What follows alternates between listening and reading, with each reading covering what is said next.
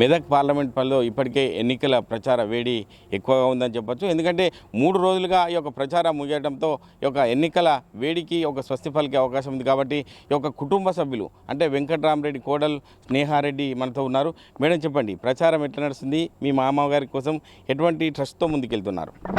So ఇప్పుడు మేము ప్రచారం చేస్తున్నప్పుడు అయితే మంచి స్పందన వస్తుంది. సో పాజిటివ్గానే 100% గెలుస్తారని అనుకుంటున్నాము. ఓకే, అంటే 100 కోట్లతో నిధితో ఖచ్చితంగా ట్రస్ట్ పెట్టి సామాన్యులకు ఒక సేవ చేస్తా అన్న ఉద్దేశంతో ముందుకు వస్తున్నా అని చెప్పి అంటున్నారు. ఆ విషయంలో మీరు ఏం చెప్తారు మేడం? సో ఉమ్మడి కుటుంబంగా 100 కోట్లతో ట్రస్ట్ పెట్టాలనుకుంటున్నారు. అందులో 6 కార్యక్రమాలు చేయాలనుకుంటున్నారు. మొదటిది నిరుపేద కుటుంబాల నుంచి ప్రతిభ గల పిల్లలని చదివించాలని. రెండవది పోటీ పరీక్షలకు ప్రిపేర్ అయ్యే వాళ్ళకి ఇట్లా కోచింగ్ సెంటర్స్కి వెళ్ళాలన్నా అక్కడ ట్రైనింగ్స్ తీసుకొని ఆ మెటీరియల్స్ కన్నా లక్షలు ఖర్చు అవుతుంది.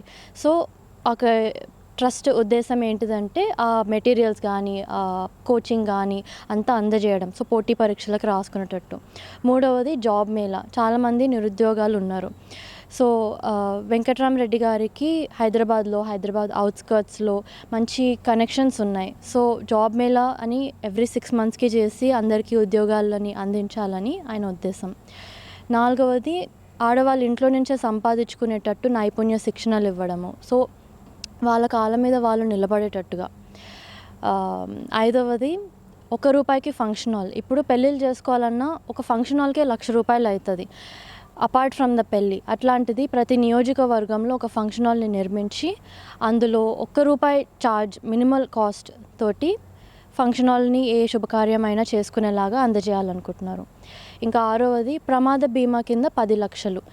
సో ఈ 6 కార్యక్రమాలు అనేది ఈ ట్రస్ట్ ద్వారా అందజేయాలనుకుంటున్నారు.